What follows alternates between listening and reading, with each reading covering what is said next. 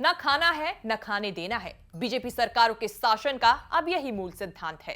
लेकिन कर्नाटक की बीजेपी सरकार ने इस सिद्धांत को भुला दिया और कोई बेगुनाह बेमौत मारा गया। कर्नाटक के कॉन्ट्रैक्टर संतोष पाटिल की खुदकुशी से देश में हंगामा मचा हुआ है। कर्नाटक से लेकर दिल्ली में अमित शाह के घर तक विरोध प्रदर्शन हो रहे हैं।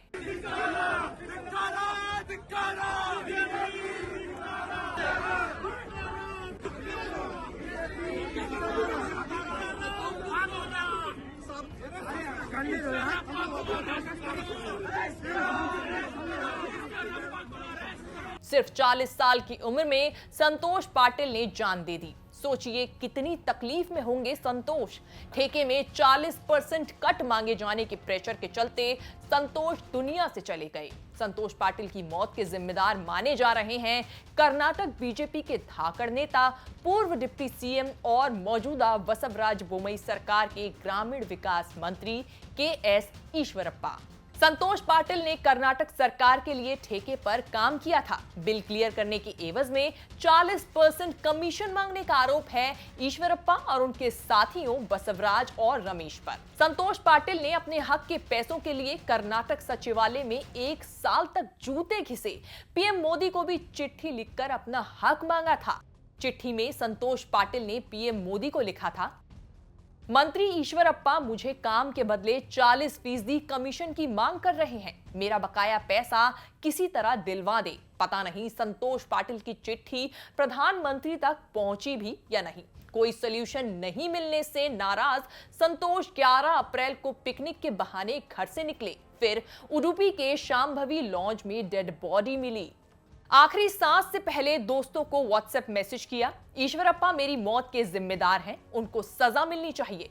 मैंने अपनी सभी इच्छाओं को त्याग करके ये कदम उठाने का मन बनाया। मेरी पीएम, सीएम और येदियुरप्पा से गुजारिश है कि वो मेरे परिवार का ख्याल रखें। ईश्वरप्पा पर आत्महत्या के लिए उकसाने के आरोप में एफआईआर हो गई है।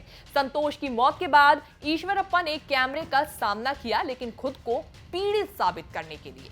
आरोप है कि संतोष पाटिल ने ईश्वरप्पा के मौखिक निर्देश पर गांव में सड़क बनाने के लिए 4 करोड़ रुपए लगा दिए थे। संतोष के साथ 6 कॉन्ट्रैक्टर्स ने काम किया था। मई 2021 में बेलगावी जिले के हिंडाला ग्राम पंचायत में सड़क बनी थी। अगर दावा सही है तो मंत्री ईश्वरप्पा ने 40% कमीशन के तौर पर 1 करोड़ 60 लाख रुपए संतोष पाटिल से मांगे होंगे।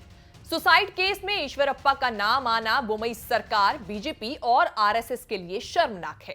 संतोष न केवल कॉन्ट्रैक्टर थे बल्कि हिंदू युवा वाहिनी के सचिव भी थे। कर्नाटक कॉन्ट्रैक्ट एसोसिएशन ने धमकी दे दी है कि अगर एक्शन नहीं हुआ तो भ्रष्ट मंत्रियों, विधायकों की लिस्ट रिलीज कर देंगे।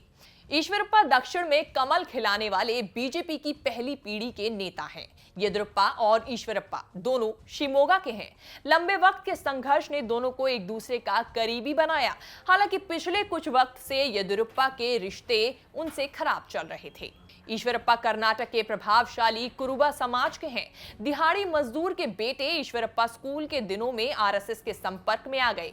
जवान हुए तो एबीवीपी के सदस्य बन गए, फिर वहीं से बीजेपी में चले गए। बीजेपी को तब ऐसे ही जुझारू कार्यकर्ता की जरूरत थी जो कमल खिला सके। ईश्वरप्पा ने इंदिरा गांधी की इमरजेंसी भी देखी और जेल भी गए। जेल से निकलकर खुद को फुल टाइम बीजेपी के लिए समर्पित कर दिया। 1983 में पहली बार शिमोगा में कमल खिला और 1989 में बीजेपी ने उनको चुनाव में उतार दिया। 1992 में तो वो कर्नाटक बीजेपी अध्यक्ष भी बन गए। तब से ईश्वरप्पा 5 बार विधायक चुने गए।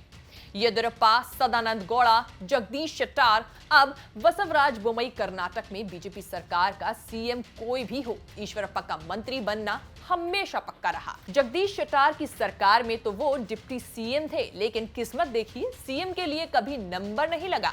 अब मिस्टर 40% का ठप्पा और किसी की जान देने पर मजबूर करने का दाग लगने के बाद कहना मुश्किल है कि ईश्वरप्पा की राजनीति कौन सी करवट लेगी। आपको हमारी ये रिपोर्ट कैसी लगी नीचे कमेंट सेक्शन में जाके जरूर बताएं और इसी तरीके की राजनीति, देश विदेश और मनोरंजन जगत से जुड़ी सभी खबरों के लिए देखते रहिए न्यूज़ तक और हमें अपना विचार, अपने सुझाव कमेंट सेक्शन में जाके बताना बिल्कुल ना भूलें।